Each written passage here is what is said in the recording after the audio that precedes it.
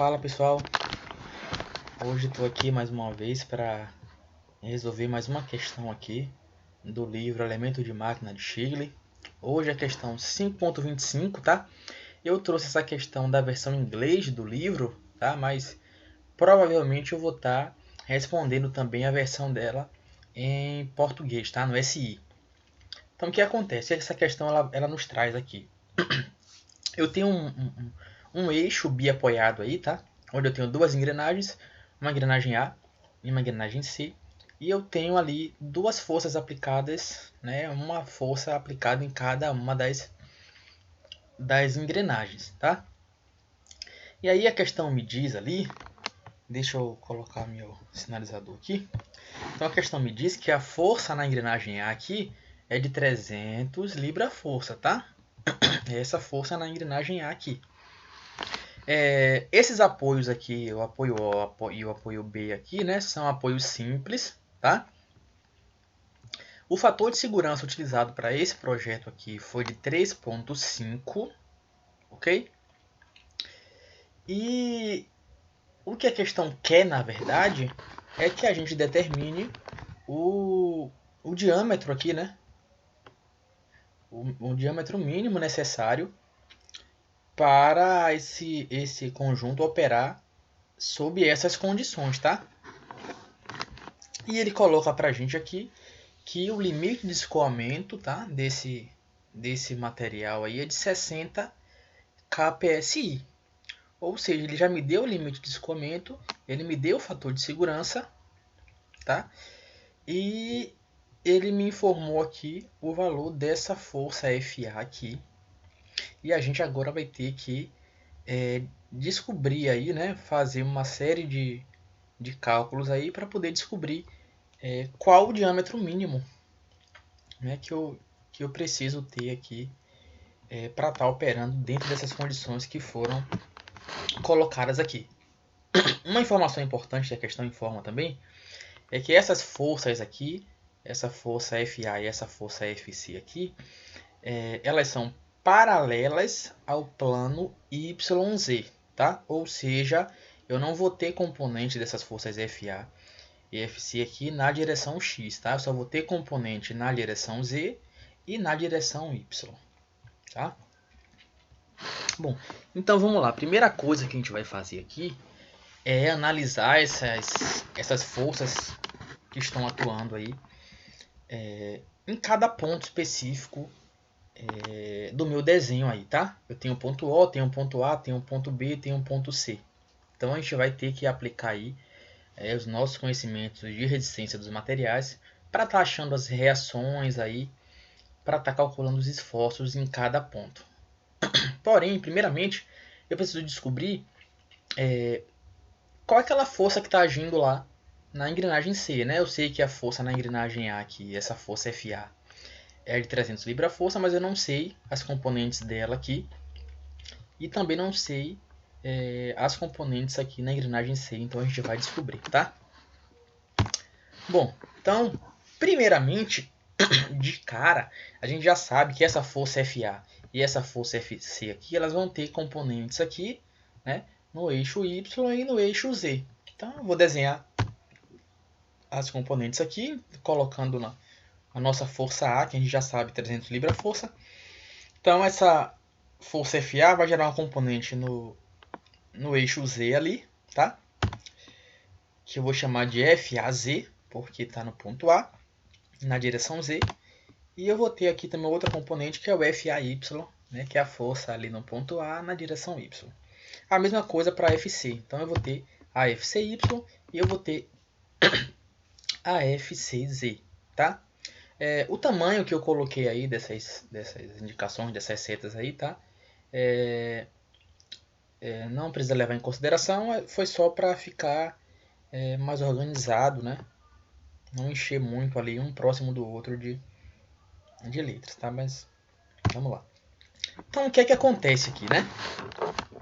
Eu preciso descobrir essas componentes ali, FAZ e FAY. Eu consigo a partir do valor de 300 libra-força que eu tenho. Então, por exemplo, quem vai ser o meu FAY? Logicamente vai ser FA cosseno de 20 graus aqui, né? Então vai ser 300 cosseno de 20. Então eu consegui achar o valor de FAY, que é 281,9 libra-forças. Com esse mesmo princípio, eu vou achar FAZ, que é justamente o FA seno de 20 graus, 300 vezes seno de 20, 102,6 libra-forças. Tá? E aí o que acontece? Eu não tenho nenhuma informação sobre a minha engrenagem C, sobre as forças que estão atuando ali. Só que o que acontece, pessoal? Essa força FAY aqui, se a gente reparar, ela está produzindo um torque aqui na minha polia A, tá? Na minha engrenagem A, diga-se de passagem. Só que é o seguinte, o torque aqui ele vai ser constante, tá? Nesse eixo aqui. Então, se eu tenho um eixo, eu tenho duas engrenagens aqui. O torque em que uma engrenagem está sujeita, a outra vai ter que estar também. Ou seja, o torque na polia A ele tem que ser igual ao torque na polia C, tá? Então, como é que eu vou fazer? Eu vou calcular o torque na polia A primeiro. Então, quem é o torque na polia A? O torque é a força vezes a distância até o centro de rotação da engrenagem, não é isso? Então, eu vou pegar o meu FAY e vou multiplicar pela distância aqui da minha engrenagem, sendo que o diâmetro da minha engrenagem, tá aqui dito pra gente, é 24 polegadas, tá? Então, o raio, a distância, do ponto mais externo até o centro aqui da minha engrenagem, vai ter a metade do diâmetro, vai ser o raio, que são 12 polegadas. Então, 281,9 vezes 12, eu acho o torque na engrenagem A. E esse torque é de 3.383 libra-força vezes polegada. Bom, eu sei que o torque na engrenagem A tem que ser igual ao torque na engrenagem B. Tá? Bom, o torque na engrenagem A eu sei, 3.383. Então, eu digo que 3.383 tem que ser igual ao torque na engrenagem B. E torque é força vezes distância. Então, vai ser o meu FCZ, nesse caso aqui, ó, que vai estar provocando o torque aqui nessa engrenagem C. Ah, por que não é o FCY aqui nem o FAZ aqui? Porque observe que essa força FCY aqui, ela apenas vai causar aqui flexão nesse eixo, tá? Tanto essa FCY quanto essa FAZ, elas não vão provocar rotação nessas engrenagens aqui, tá? Apenas flexão no eixo. Quem vai provocar torção aqui é justamente essa força FCZ e essa força aqui FAY. Então, FCZ vezes a distância até o centro, né, que é o raio. Como o diâmetro dessa engrenagem é 10 polegadas, o raio 5, então eu acho que o FCZ é 676,6 libra-forças. Bom, agora falta eu descobrir quem é o FCY. Então é muito fácil, pessoal. Porque se você observar aqui, ó, eu transformei esse triângulo aqui, tá? Eu peguei esse triângulo aqui e desenhei ele aqui embaixo, né? Então o FCZ está aqui, tá? E esse cara aqui é o meu FC, tá? Que eu nem coloquei aqui, mas é o FC. E esse FCY é a projeção desse cara aqui no eixo Y e é esse cara que está aqui, tá? E eu sei que esse ângulo aqui é 20. Então como é que eu posso achar esse FCY aqui usando tangente, que é cateto oposto sobre cateto adjacente, não é isso? Então eu sei que o FCY é o FCZ vezes tangente de 20 graus, que vai dar aí 246,3 libra-forças. Então eu vou colocar essas minhas informações aqui na minha imagem, tá? Coloquei tudo que eu achei aqui. E aí eu vou transformar para ficar com uma didática mais fácil, tá? Eu vou pegar esse desenho aqui e eu vou simplificar ele utilizando apenas os eixos aqui e os pontos específicos que eu vou estar analisando, tá? Então eu tenho aqui o eixo Y, o eixo Z e o eixo X, né? O eixo X é onde está aqui o meu eixo, tá?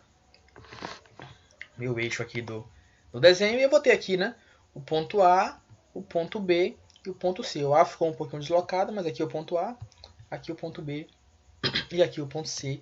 Aqui as forças, né, que a gente achou no slide passado, já coloquei aqui as distâncias de cada ponto que estão referenciados aqui no desenho. Eu só fiz transcrever isso aqui para esse modelo aqui, que normalmente é o modelo que eu adoto para resolver esse tipo de questão, tá? Então as forças estão todas aqui e a gente vai passar para o próximo passo. Então o que acontece, pessoal? Eu tenho todas as forças colocadas aqui, tá? Todas aquelas forças que a gente descobriu, tá? E aí a gente vai agora identificar qual a flexão que está ocorrendo em cada ponto desse aí, tá? Então, para isso, a gente vai ter que analisar plano por plano, ok? Então, no plano XY, então observe, o plano XY está aqui, é esse plano aqui, ok? É o plano XY. Eu vou analisar as forças que estão atuando nesse plano. Lembrando que, como o meu eixo está no eixo X, né, coincide com o eixo X do desenho, eu vou analisar as forças que estão atuando no eixo Y, tá? Então, se eu vou analisar as forças no plano XY e o meu eixo X coincide com o eixo do meu desenho, da minha figura, então as forças devem estar atuando no eixo Y. Eu só vou olhar para as forças que estão atuando no eixo Y agora, que é, por exemplo, essa força aqui e é essa força aqui, tá? Depois a gente vai fazer o plano XZ e aí a gente vai analisar as forças que estão na direção Z. Bom, o que é que eu consigo observar aí, né? Vamos calcular agora o somatório, né, dos momentos em torno do eixo Z. Bom, como eu estou analisando a minha força em Y e o meu braço de alavanca, no caso, vai ser o eixo X, então se você observar, eu só posso girar esse desenho aqui, esse eixo X aqui, quando eu pressionar ele aqui com uma força na direção Y, ele vai tender, a figura vai tender a girar em torno do eixo Z, tá? Por isso que eu vou fazer somatório dos momentos em torno do eixo Z. E como a minha figura está estática, né, é claro que o somatório dos momentos tem que ser igual a zero. Bom, então eu vou observar agora, pessoal, as forças que agem na direção Y, tá? E primeiramente aqui, para a gente conseguir achar as flexões que esse eixo está sujeito aí, eu vou precisar achar inicialmente as reações, tá? As reações no ponto B aqui e no ponto O, que se eu voltar um pouquinho aqui, a gente vai ver que são os nossos mancais aqui, né? Então eu vou ter reação aqui na direção Y e também na direção Z, tá? Uma vez que eles são apoios simples e a questão ele não informou aqui, tá? Ele não colocou nada em termos dos mancais, eles possuírem reação axial aqui, reação no eixo X. Então a gente não vai considerar esse tipo de reação, esse é um apoio simples, ele só vai ter reação, nesse caso em Y e em Z, tá? Então vamos calcular as reações, vamos lembrar um pouquinho aí lá das aulas de resistência dos materiais. Bom, o que é que eu vou fazer primeiramente, né? Então eu vou calcular o somatório dos momentos em torno do eixo Z. Como meu braço de alavanca vai ser o X, então eu vou analisar as forças que estão na direção Y. Bom, a primeira força que eu vejo aqui é essa força de 246,3 libra-forças. Então, meu ponto O está bem distante aqui. Se eu for observar essa distância aqui dessa força até o meu engaste aqui, ó, até o meu engaste não, até o meu mancal aqui, né? O que é que eu vou ter? Como é que eu vou expressar isso aqui? É claro que eu vou ter uma reação em B aqui e vou ter uma reação em O, tá? Então, vou desenhar a minha reação em B aqui, pessoal. Bom, essa reação, você pode desenhar ela em qualquer sentido aqui, tá? O que vai definir para você se a reação realmente vai estar no sentido que você arbitrou aqui é o sinal que você tiver da resposta. Se você arbitrar essa setinha subindo aqui, por exemplo, e no final dos seus cálculos o valor der negativo, basta você inverter essa reação aqui, tá? Mas vamos lá. Com a prática você consegue já identificar mais ou menos como é que as reações elas vão ficar. Então eu coloquei essa reação aqui nesse sentido, tá? E eu vou fazer o somatório dos momentos em torno do eixo Z. Então, como é que eu vou fazer aqui, né? Se eu observar essa força de 246,3 aqui, ó, se ela atuar nesse braço de alavanca aqui, em relação ao eixo Z, pessoal, esse braço de alavanca aqui, ó, ele vai girar no sentido horário, tá? Então observe, quando essa força atuar nesse ponto C, essa estrutura tende a fazer esse movimento, a girar no sentido horário, tá? Sempre olhando de frente para o eixo de referência, tá? Ao eixo de giro aqui, que nesse caso é o eixo Z. Então eu vou ter menos 246,3, porque sentido horário, boto negativo, tá? Menos 246,3 vezes 46. 46 é o braço de alavanca aqui, tá? Até o meu ponto O lá. Então se eu for fazer a continha aqui, dá 46. Então menos 246,3 vezes 46, que é a distância, tá? O que é que eu vou ter aqui também na direção Y? Eu vou ter essa força aqui, ó.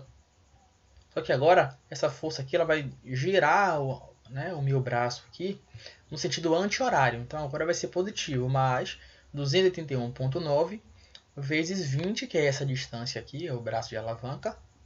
Tá? Mas agora eu vou colocar a minha reação aqui. Que nesse caso eu desenhei ela nesse sentido aqui subindo. Então nesse sentido aqui ela vai forçar essa estrutura aqui a girar no sentido anti-horário. Então é mais também. E ela está numa distância de 36 polegadas aqui, né, desse ponto O. Então 36, e eu estou chamando ela de RBY, tá? Porque é a reação no ponto B na direção Y. Então esse somatório todo aqui tem que ser igual a zero, tá? Então realizando minhas continhas aqui, então eu vou ter aqui menos que 5.691,8 mais 36 RBY é igual a zero. Logicamente, RBY vai ser igual aí a 158,1 libra-forças. Eu já vou colocar o valor dele ali, para a gente não se perder. Agora, pessoal, para achar a reação lá no ponto O é muito fácil. É só eu fazer agora o somatório das forças no eixo Y, tá? Aqui tem que ser também igual a zero. Então, como é que fica aqui, né? Como agora essa força aqui está contra o crescimento do eixo Y, então tudo que tiver contra é negativo, o que tiver a favor é positivo. Então, menos 246,3 mais 281,9, aqui eu estou no sentido de crescimento do Y aqui, mais, por causa da reação aqui, que está no sentido positivo, mais 158,1 menos ROY, que eu já desenhei aqui, eu desenhei ela nesse sentido, tá? Para baixo aqui, então menos ROY é igual a zero. Então eu vou ter aí, no final das contas, que o ROY é igual a 193,7 libra-força. Então observe que eu achei as minhas duas reações aí já no eixo Y. Falta eu achar agora as duas reações na direção Z, tá? Bom, então agora eu vou analisar a mesma coisa no plano XZ, tá? Por que no plano XZ? Qual é o plano XZ? É esse plano XZ aqui, ó. Eixo X, eixo Z, eu vou analisar esse plano aqui agora, tá? E aí, se eu vou analisar agora o plano XZ, se o X é o meu eixo aqui do desenho, então as forças elas devem estar posicionadas no eixo Z. E aí, com o braço em X e a força em Z, eu só posso rotacionar o meu elemento aqui, logicamente, em torno do eixo Y. Então, eu vou fazer o somatório dos momentos em Y, que tem que ser igual a zero. Então, eu já desenhei a minha reação aqui, tá? Que vai existir aqui no ponto B e vai existir também lá no ponto O, assim como a gente fez para o exemplo passado aí. Então, vamos lá. O que acontece? A primeira força que eu vejo na direção Z é essa aqui, tá? Então, perceba que se essa força atuar aqui nesse braço de alavanca, ela vai gerar essa minha estrutura aqui no sentido horário em relação ao eixo Y. Então eu vou ter um sinal negativo aqui devido a esse sentido horário, tá? Então, vou ter menos 676,6. Qual a distância aqui, total? 46, tá? Vezes 46, que é o braço. Mais, por que mais, pessoal? Porque a próxima força que eu vou analisar é essa de 102,6, que vai tender a girar essa estrutura aqui no sentido anti-horário. Então, mais 102,6 vezes 20, porque a distância aqui é o braço, tá? Mais, por que esse mais agora? Porque eu desenhei a minha reação nesse sentido. E nesse sentido, a minha reação vai gerar essa estrutura aqui no sentido anti-horário. Então, mais 36 RBZ, que é o que eu estou chamando essa reação aqui, no ponto B na direção Z. Isso tudo tem que ser igual a zero. Fazendo a continha, eu vou achar que o meu RBZ, tá? Tem um Y aqui, mas é um RBZ, tá? O meu RBZ, ele vai ser aí 807,5 libra-forças, tá? Então, eu vou colocar ela ali, já coloquei o valorzinho. Agora, para eu achar a reação lá no ponto O, basta fazer somatório das forças no eixo Z, tá? Então, o que é que eu vou ter aí, né? 676,6, tá? Tá no mesmo sentido de crescimento do eixo, então positivo. Menos 807,5, tá ao contrário de Z, por isso é menos. Menos 102,6, tá? Mais ROZ, devido ao sentido que eu desenhei a minha reação aqui, tá? Isso tudo é igual a zero, então eu vou achar que ROZ é igual a 233,5 libra-forças, tá? Então eu já achei as minhas reações em Y e já achei as minhas reações em Z, tá? Então o que acontece? Como eu já achei todas as minhas reações aí, o próximo passo, pessoal, é agora achar os momentos aí, tá? Em cada ponto. Eu quero achar agora a flexão em cada ponto. No ponto C, no ponto B, no ponto A, no ponto O. Por que isso, pessoal? Quando eu vou fazer a análise do material em relação, nesse caso aqui, né? Eu tenho um carregamento estático, tá? Eu vou ter que observar aonde é o ponto que está havendo o maior esforço, tá? Onde é que está o meu maior esforço? Onde é que vai ser o ponto crítico aí? Se esse material ele for romper, provavelmente ele vai romper em qual ponto desse aí? É isso que eu tenho que achar. E aí, a gente vai ter, né? A gente pode ter esforço axial, a gente vai ter, nesse caso aqui, esforço de torção e vai ter esforço de flexão, sendo que o mais criterioso é o que a gente vai usar para definir onde é que a gente vai observar de fato em qual ponto aí provavelmente ele vai romper. Normalmente a gente adota a flexão, aí é o esforço mais crítico. Então provavelmente o ponto que tiver a maior flexão é o ponto onde o material ele vai partir, é onde ele vai deformar inicialmente, tá? Então a gente vai ter que usar esse ponto aí para realizar os nossos cálculos. Então, para isso a gente vai analisar agora os esforços em cada ponto desse aí. Então, já informando aqui, né, o porquê eu não começo com o ponto C, pessoal, a gente vai analisar a flexão, tá?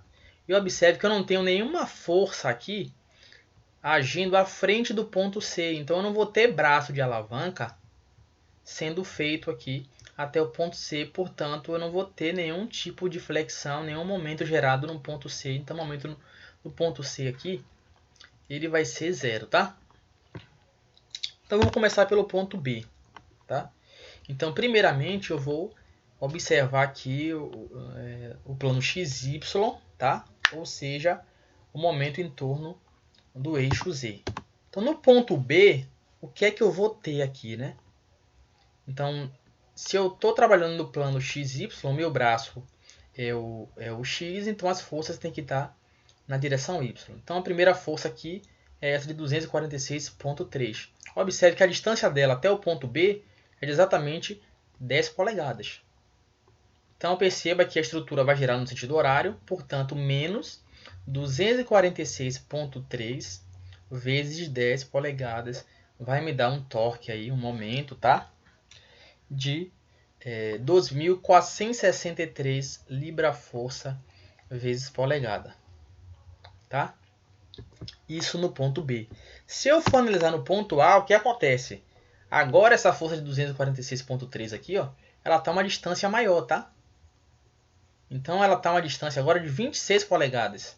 Então eu vou fazer menos 246,3 vezes 26, porém, né, desse ponto inicial até o ponto A aqui, eu tenho uma outra força atuando na direção Y, que é essa reação aqui que a gente calculou, tá? Que tem um valor de 158,1 libra-força. Só que agora a estrutura vai girar no sentido anti-horário. Então agora vai ser positivo. Então eu vou ter menos 246,3 vezes 26 mais 158,1 vezes 16, que é a distância desse ponto aqui, onde a reação está atuando, até o ponto que eu estou analisando, que é o ponto A. Tem 16 polegadas. Então, realizando a continha aí, eu vou ter que o valor do momento aí é de 3.874,2 libra-força vezes polegada. Bom, como eu tenho uma situação aqui com o eixo biapoiado, pessoal, nas minhas extremidades aqui eu vou ter sempre o momento igual a zero, né? No ponto C eu já vi que é zero, e no ponto O, se eu calculei as reações todas corretamente, ele tem que zerar também. Então eu vou analisar o ponto O ali só por desencargo, tá? Então perceba que agora eu vou ter 246,3 vezes 46, porque agora eu estou observando desse ponto aqui até o ponto final, tá? Então tem 46 aqui. Mais 158,1 vezes 26, mais 231,9 vezes 20. E isso deu igual a zero, tá? Só conferindo aqui. Então, tá certinho aí. Tá certinho a minha análise. Então, o que é que eu vou fazer aqui agora? Só para ficar uma coisa bem didática, eu vou gerar um gráfico aqui, tá? Passando pelos pontos C, ponto B, ponto A e ponto O. Então, no ponto C, o meu torque, né, o meu momento foi zero. No ponto B, o meu momento foi de 2.463 libra-força vezes polegada, né, foi negativo, por isso está abaixo no gráfico. E no ponto A, ele foi de 3.874,2. Então perceba que nesse plano XY, eu tenho uma situação crítica aí no ponto A. Eu tenho um esforço de flexão aí muito grande no ponto A e não tanto no ponto B, tá? Porém, eu não posso levar em consideração que o ponto A ele já é o ponto mais crítico. Eu vou ter que analisar agora o plano XZ, tá? Então, deixa guardar a informação aí. Vamos analisar agora o plano XZ. No plano XZ, o que é que eu vou ter? Então, no ponto B, qual a força que está atuando em Z aqui, né? Essa aqui, de 676. Então, eu vou ter 676,6 negativo, porque vai girar no sentido horário isso aqui, tá? Vezes 10, que é a distância aqui.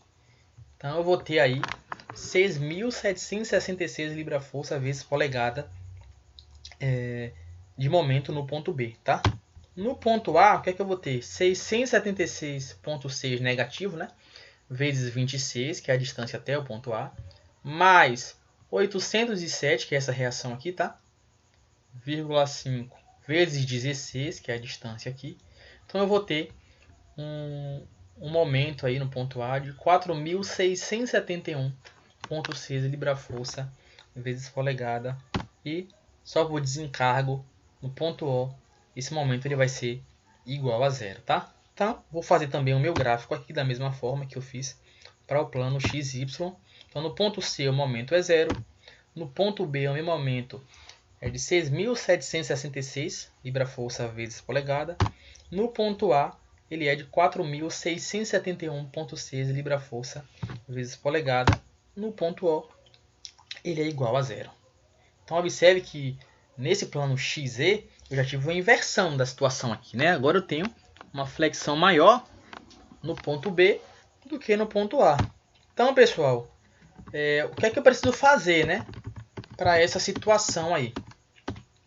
Eu tenho aqui o gráfico dos meus dois esforços de flexão com os devidos valores, tá? Só que uma flexão ela está sendo analisada no plano XY, a outra no plano XZ. Então eu vou ter que achar o momento resultante aí, tá? A flexão resultante nesses dois planos aí. Para isso eu vou utilizar a fórmula aqui. Então a minha flexão resultante no ponto A vai ser a raiz, né? da flexão no ponto A em cada um dos planos, tá? Então, em um dos planos eu tive aqui no ponto A, né, o valor de 3.874,2, no outro 4.671,6. Então eu vou fazer a formulazinha raiz, né, da flexão no primeiro plano ao quadrado mais da flexão no segundo plano ao quadrado. Eu vou ter uma flexão resultante aí de 6.069 libra-força vezes polegada no ponto A. E no ponto B eu vou usar da mesma forma. Aqui eu tive 2.463, né? Eleva ao quadrado, mais 6.766 ao quadrado. Tiro a raiz disso aqui. E eu descobri que no ponto B eu tenho uma flexão resultante maior do que no ponto A. Tendo aí uma flexão aí de 7.200, né? Um momento aí de 7.200 libra-força vezes polegada, tá? Ou seja, pessoal, o ponto crítico desse meu eixo aí, ele se situa no ponto B, tá? É o ponto que provavelmente ele vai apresentar a falha inicialmente, tá? Então, de todo o eixo, o ponto crítico em que eu devo concentrar a minha atenção é justamente para o ponto B. Então, eu vou ter que juntar todos os esforços que atuam nesse ponto B, tá? Para estar calculando aí a minha tensão de von Mises e aí conseguir chegar até a solucionar lá, né, a questão do diâmetro, tá? Para dimensionar o diâmetro mínimo que eu posso utilizar para esse eixo. Claro, com base no ponto B, que é o ponto mais crítico. Bom, então juntando todas as informações do ponto B aí, né? No nosso desenho, a gente não identificou nenhum tipo de esforço axial, tá? Então, eu não tenho esforço axial nesse projeto aí, tá? O esforço de torção, pessoal, a gente calculou lá no início, né?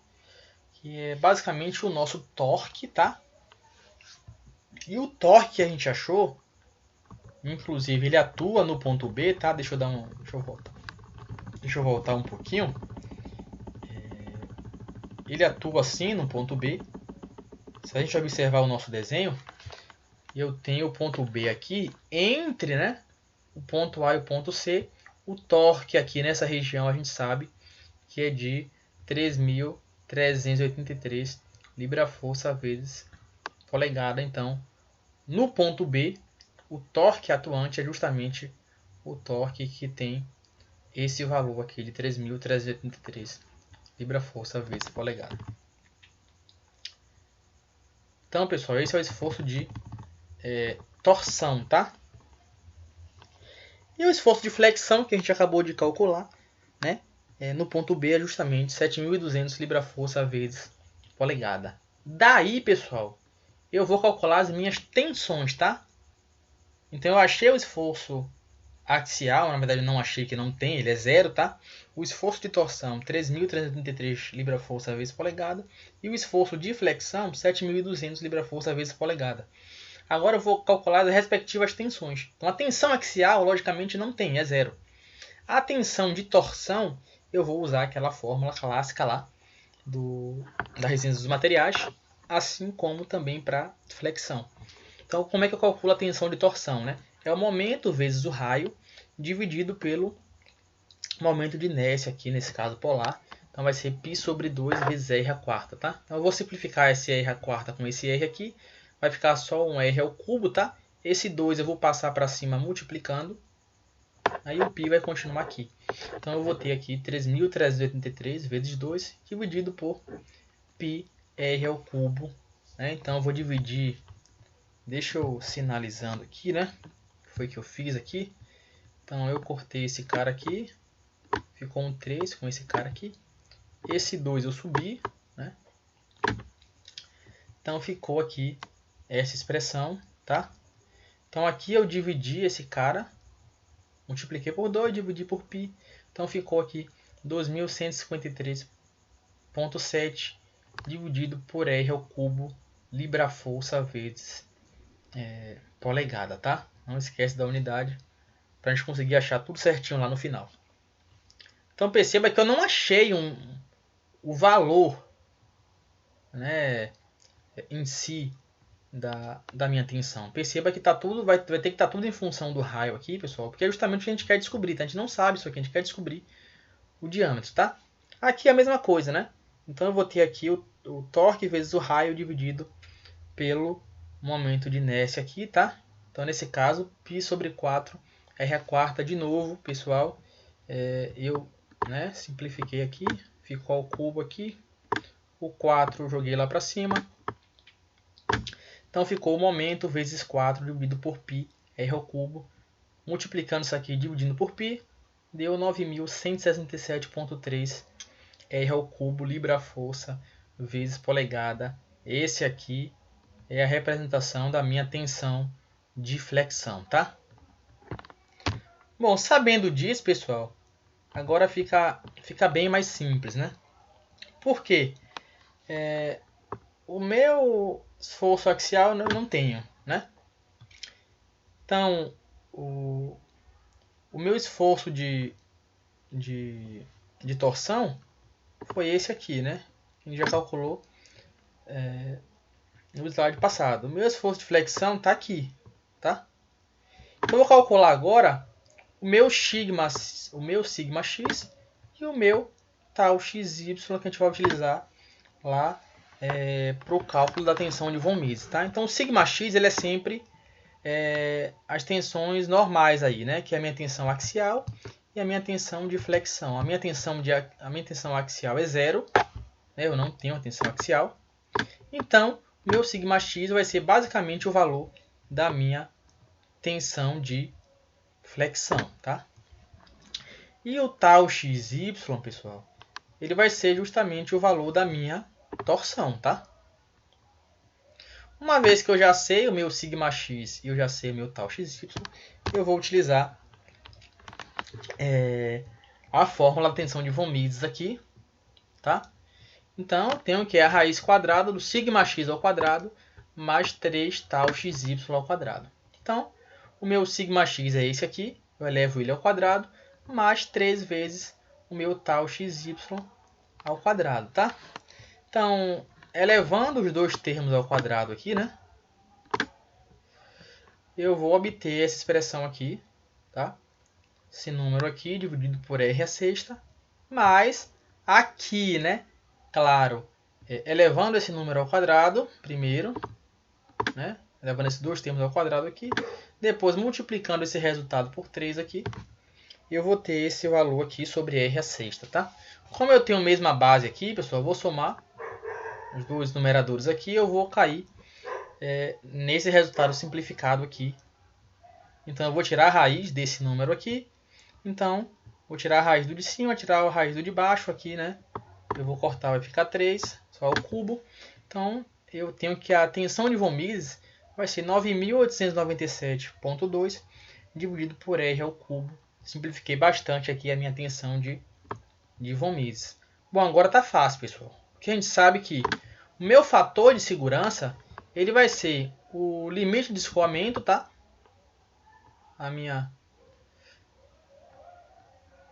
Na verdade, vai ser a minha tensão aqui de escoamento. Então, a minha tensão de von Mises é justamente a minha tensão aqui de escoamento, tá? Dividido pelo fator de segurança. Então, né, alocando os termos aqui, a tensão de von Mises está aqui, tá? Tensão de von Mises vai ser igual ao SY dividido por N, que é o fator de segurança. Então a gente viu que o SY que foi dado lá no começo foi de 60 kPSI, não é isso? Que é justamente 60.000 PSI. Lembrando, pessoal, que PSI nada mais é do que libra-força por polegada quadrada, tá? Então, já coloquei aqui dessa forma 60.000 libra-força por polegada quadrada dividido por 3,5. Então, fazendo a minha continha básica aqui, eu vou ter que 60.000 R ao cubo libra-força por polegada quadrada é igual a, fazendo essa continha aqui, né? 34.552,7 libra-força vezes polegada. Então eu vou ter que o R ao cubo é 34.552,7 dividido por 60.000. E aí, pessoal, eu vou fazer uma manipulação aqui, tá? Eu vou cortar aqui libra-força com libra-força. E esse polegada quadrada sobre aqui para o numerador e fica a polegada ao cubo, tá? Então, fazendo essa continha aqui, eu vou ter que o R ao cubo é igual a 0,5759 polegada cúbica. Então, o R vai ser justamente a raiz cúbica desse número aqui, que vai dar 0,832 polegadas, tá? Como eu não quero o raio, eu quero o diâmetro, eu vou multiplicar por 2 e eu vou achar o meu diâmetro bem fácil aqui, tá? E o meu diâmetro mínimo para esse projeto aí é de 1,664 polegadas, tá? Espero que tenha ajudado aí. Um abraço, pessoal, e até a próxima. E como prometi, eu vou postar sim essa questão lá da versão em inglês desse livro, tá? Um abraço a todos e até a próxima.